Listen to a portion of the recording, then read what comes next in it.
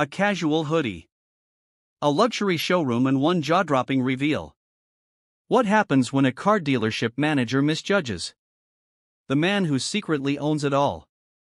Daryl pulled into the parking lot of Prestige Motors, the flagship dealership he had recently acquired in sunny Scottsdale, Arizona.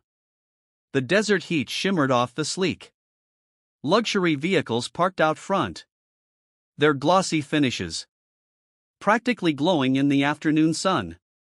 He parked his modest SUV in an unmarked spot at the back and stepped out, taking a moment to scan the dealership's facade. He wasn't dressed for attention. Quite the opposite. A simple gray hoodie, slightly worn jeans, and sneakers were his uniform for the day. His decision to dress casually was deliberate. He wanted to see the dealership's true colors, to experience how it operated when no one knew the new boss was watching. As he walked towards the entrance, he noticed a small group of employees inside, chatting near the front desk. The faint hum of laughter and casual conversation carried through the glass doors. Daryl opened the door and stepped inside. The air-conditioned showroom was a stark contrast to the heat outside, filled with the faint scent of leather and fresh wax. Rows of pristine cars gleamed under the bright overhead lights. The chatter quieted as he walked in. Daryl caught the brief glances exchanged between the employees, their eyes flicking to his hoodie and sneakers. He felt the subtle shift in energy, the kind that spoke louder than words. But he wasn't here to make assumptions. He was here to observe. Then from across the showroom, she appeared. Susan. Susan was a middle-aged woman with sharp features and an even sharper gaze. Her tailored blazer and polished heels spoke of authority, and the clipboard tucked under her arm added an air of efficiency. She approached with purpose, her heels clicking against the polished floor. Her expression was polite at first glance, but there was a tightness in her smile that didn't escape Daryl's notice. "Excuse me," Susan began, her voice cool and clipped. "Can I help you with something?" Daryl smiled, his demeanor calm. "Just here to look around," he said casually, gesturing towards the cars. Susan's eyes narrowed, scanning him from head to toe. Her polite mask slipped ever so slightly, replaced by something less welcoming. "Are you shopping for a car?" she asked, her tone carrying an edge of doubt. Daryl nodded, still smiling. "Something like that." Susan's lips pursed. "Well, we cater to a very specific clientele here. Most of our inventory requires pre-qualification. Perhaps I could recommend." Before she could finish, another employee called out, "Hey Susan! The delivery guy is here." Her attention wavered for a moment, but her gaze snapped back to Daryl, as though ensuring he wouldn't wander too far. Daryl raised an eyebrow but kept his tone light. "You're assuming I'm not qualified?" The question seemed to catch her off guard, but only briefly. She recovered quickly, her posture stiffening. "I'm just trying to save you some time," she replied with a forced smile. "These vehicles start at 6 figures. Maybe I can direct you to." Daryl's expression didn't waver, but internally, he noted her choice of words. His calm composure was unshaken, but the subtle sting of her assumptions was undeniable. The moment lingered, tension hanging in the air, as Susan stared at him expectantly. Daryl glanced around the showroom, pretending to admire one of the nearby cars. It was a sleek silver coupe with an aggressive design. His fingers brushed the door handle, and he glanced back at Susan. "Nice car," he said simply. Her brows furrowed slightly, but she forced another smile. "It is. Perhaps when you're ready to make a serious inquiry, we can set up an appointment." For now, I'll have to ask you not to touch the vehicles. Daryl stood there for a moment, considering her words, before stepping back from the car. He nodded once, hands in his pockets, and gestured for her to continue. All right. Let's hear it. What would you recommend for someone like me? Susan blinked, surprised by the directness of his question.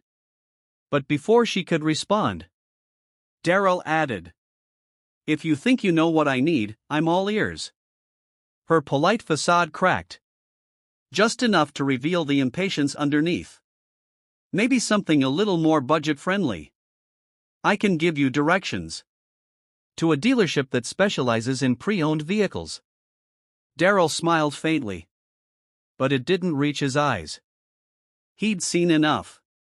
That's quite the assumption, he said softly. The statement hung in the air, and for a brief moment, Susan faltered. Then, regaining her composure, she straightened her shoulders. I'll be back with a list of options, she said, walking away briskly. Daryl watched her go, his expression unreadable. He turned back to the silver coupe, his reflection staring back at him in the glossy finish. This was going to be an interesting day. Daryl stood in the center of the showroom, hands in his pockets, his gaze drifting over the lineup of cars. He wasn't one to jump to conclusions, but Susan's dismissive attitude was hard to ignore. Around him, the staff had resumed their conversations, though he caught the occasional glance in his direction. It was the kind of scrutiny he'd become accustomed to over the years. The silent judgment, the coded looks. Susan returned a moment later, her clipboard clutched tightly, as though it were a shield. Her brisk stride and forced smile betrayed her annoyance. All right, she said, stopping a few feet away from him. I've compiled a few options that might be more suitable for your situation. Daryl tilted his head slightly. My situation? Yes, Susan replied, her tone clipped. She handed him a printout of pre-owned vehicles, each with detailed descriptions and price tags, well below the dealership's typical offerings. These are more accessible models. Reliable, economical, and, well, practical. Daryl took the list without a word, his eyes scanning the page. A used sedan, an older SUV, a compact hybrid. His lips twitched in faint amusement, but he quickly hid it, folding the paper and tucking it into his pocket. Appreciate the effort, he said, his tone even. Susan seemed momentarily disarmed by his response, but she quickly recovered, her hands resting on her hips. Listen, she said, her voice dropping, as if she were about to share a secret. I'm just trying to be realistic with you. Prestige Motors isn't for everyone. I don't want to waste your time. Daryl met her gaze, his expression calm but unwavering. And what exactly makes you think I'm not your target customer? Susan hesitated, but only for a split second. I've been doing this a long time, she said. I can tell when someone's out of their depth. Out of their depth, Daryl repeated, his voice neutral, almost thoughtful. Interesting. There was a flicker of uncertainty in Susan's eyes, but she pressed on. I'm just being honest. It's better to be upfront than to have someone leave disappointed. Daryl let out a soft chuckle, shaking his head slightly. Honest, huh? I like honesty. How about this? You let me speak to the owner.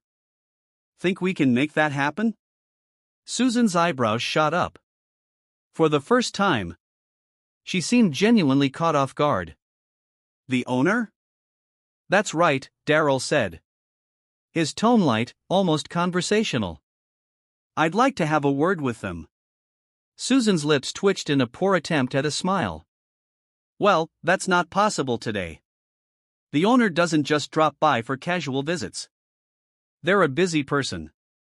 I'm sure they are, Daryl said, nodding slightly. But maybe you could give them a call. Let them know I'm here. I think they'd want to meet me. Susan's smile tightened. She was beginning to lose patience, and it showed. Look, sir. I'm trying to be as polite as possible. But this is getting ridiculous. I have other customers to attend to. If you're serious about buying a car, we can. Otherwise? Daryl asked. His tone still calm, though there was an unmistakable edge to his voice now. Otherwise, Susan began, her frustration bubbling to the surface. I'm going to have to ask you to leave.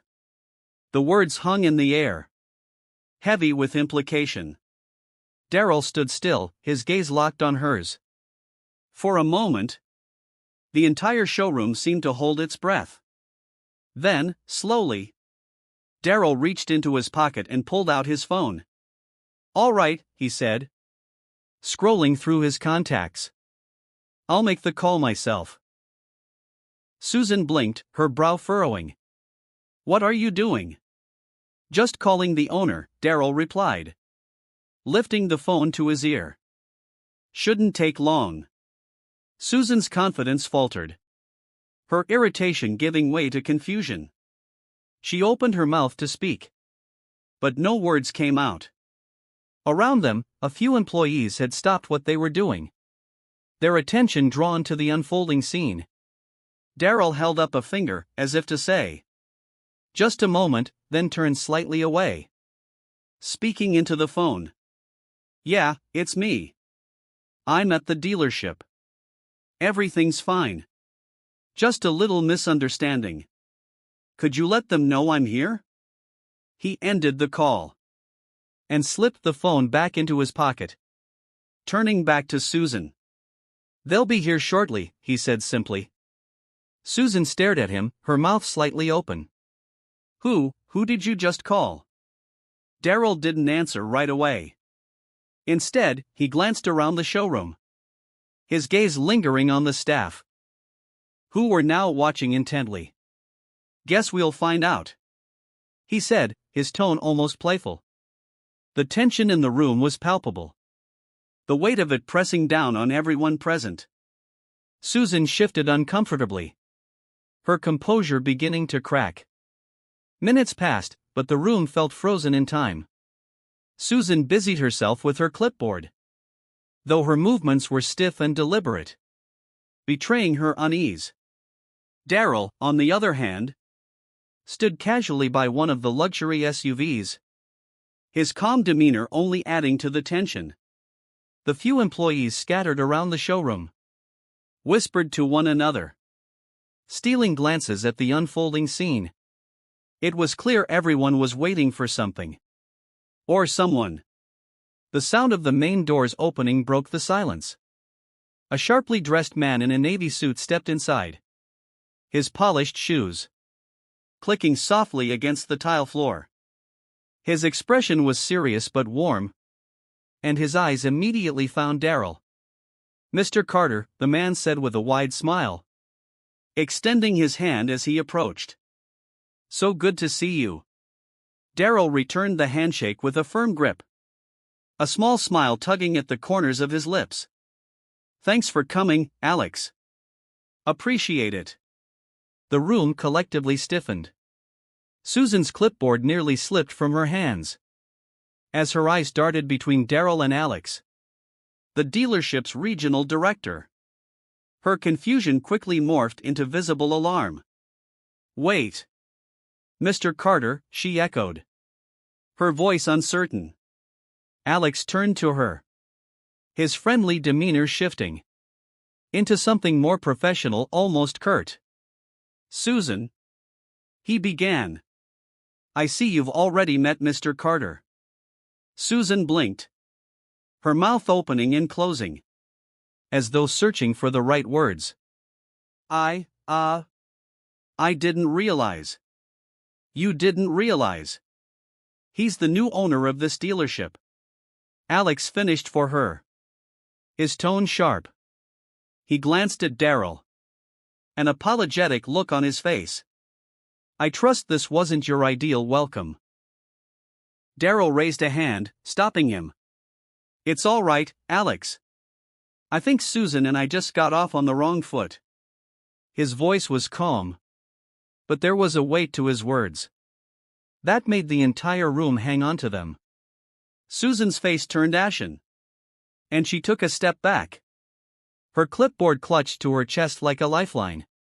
I'm so sorry, she stammered, her voice barely above a whisper. I didn't know. You didn't know what? Daryl asked, his tone still gentle but firm. That I could own a place like this? That someone like me might actually belong here? Her eyes widened, and for a moment she seemed utterly lost. I didn't mean. Daryl held up a hand, cutting her off. It's fine, Susan. Really? He took a step closer, his voice dropping just enough to make everyone lean in. But let me ask you something. If I hadn't been the owner, would you have treated me any differently? Would you have given me the same respect? You'd give someone who walked in here wearing a suit and tie? Susan opened her mouth, but no words came out. The silence was deafening. Daryl nodded, as though her silence was answer enough. He turned to Alex, his voice carrying a new authority. Let's gather everyone in the conference room. I think it's time we had a little chat about how things are run around here. The employees filed into the sleek conference room, the air thick with tension. The room, designed to impress, was all glass walls and modern furnishings. But today it felt stifling. Susan sat near the back, her usual confident demeanor replaced with a nervous stillness.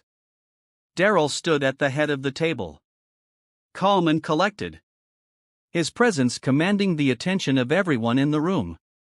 Alex remained near the door, arms crossed, his expression unreadable as he watched the staff take their seats. The quiet murmur of whispers died down as Daryl cleared his throat, his gaze sweeping across the group. Thank you all for joining me on short notice. Daryl began, his tone measured but firm. For those of you who don't know, my name is Daryl Carter. And as of last month, I'm the new owner of Prestige Motors. There were murmurs of surprise from a few employees, their reactions ranging from curiosity to embarrassment. Susan sank lower in her chair, avoiding eye contact. I came here today dressed casually for a reason. Daryl continued, his voice steady. I wanted to see how this dealership operates when no one knows who I am. I wanted to experience what a potential customer might feel walking through these doors. He let the words settle for a moment before continuing. What I experienced today was disappointing. I was judged not for what I could bring to the table, but for how I looked. And I'm not here to single anyone out. But we need to talk about what that says about the culture of this dealership. Susan shifted uncomfortably in her seat, her face flushed. Daryl's eyes briefly flicked to her before moving back to the group as a whole. This isn't just about me, he said. It's about every person who walks through those doors. Every customer who doesn't fit into someone's preconceived notion of what a luxury car buyer looks like. One of the younger sales associates raised his hand hesitantly. Daryl nodded toward him. Go ahead. Mr. Carter, the man began nervously. I think most of us try to treat customers fairly. But sometimes it's hard not to make assumptions. Daryl nodded, his expression thoughtful. I get that, he said. We all have biases, whether we want to admit it or not. But here's the thing. It's not enough to just try to be fair. We have to actively challenge those biases. We have to create an environment where everyone feels respected, regardless of their appearance. background, or anything else. He paused, letting the words sink in before continuing. This dealership has built a reputation for excellence. But excellence isn't just about the cars we sell. It's about the experience we provide. And from now on, that experience is going to be built on respect, inclusivity, and fairness. There was a ripple of agreement around the room, though a few faces remained wary. Darrell's gaze settled on Susan, who sat frozen, her hands clasped tightly in her lap. "Susan," he said gently but firmly, "I want to give you the opportunity to speak. Is there anything you'd like to say?" All eyes turned to her. She hesitated, her voice barely audible when she finally spoke. I made a mistake," she admitted. Her cheeks flushed. "I misjudged you. And for that, I'm truly sorry." Darrell nodded, his expression unreadable. "Thank you for saying that," he said. "I hope this experience will serve as a reminder for all of us. Not just you. Because change starts with accountability." He turned back to the group. "Moving forward, we'll be implementing new training programs to ensure this dealership represents the values I believe in. Every customer deserves to be treated with dignity. No exceptions. If anyone has an issue with that, now's the time to speak up." The room was silent. The silence in the conference room was deafening, broken only by the faint hum of the air conditioning. No one spoke. But the weight of Darrell's words lingered, pressing on everyone present. Darrell let the quiet stretch, just long enough to make his point, before speaking again. His voice calm but resolute. "Good," he said. "I'm glad to see we're all on the same page. Change isn't always easy, but it's necessary. And this dealership is going to lead by example." He took a step away from the table, his hands resting lightly on its edge. As he leaned forward slightly, "Let me make something clear. I didn't come here today to humiliate anyone. I came to understand what kind of culture I've inherited, and how we can make it better." His eyes moved to Susan, who still sat quietly near the back. "Susan," he said, his tone softening just enough to make it clear he wasn't attacking her. "You're an experienced manager, and I'm sure you've worked hard to get where you are. But today was a wake-up call. For you, and for all of us." Susan looked up, meeting his gaze for the first time. "I understand," she said, her voice shaky but sincere. "I was wrong. And I'll do whatever it takes to make this right." Darrell nodded. "I believe in second chances," he said simply. "But accountability comes first. I'll be meeting with you one-on-one to discuss next steps. For now, let's focus on moving forward." He straightened, turning his attention back to the rest of the team. "We're not just selling cars here. We're building trust, creating relationships, and representing a standard of excellence. If you're on board with that, I'm here to support you every step of the way."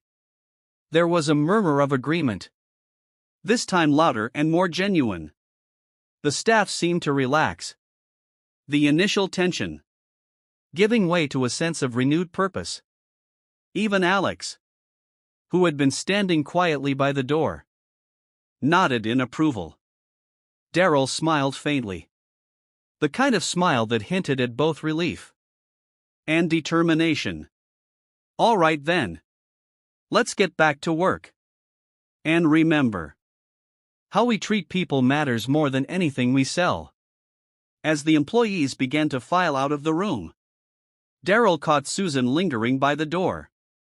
She approached him hesitantly, her hands twisting nervously. "Mr. Carter," she began, her voice low. I want to thank you for giving me a chance to do better. I won't let you down." Darryl looked at her for a moment before responding. His voice steady.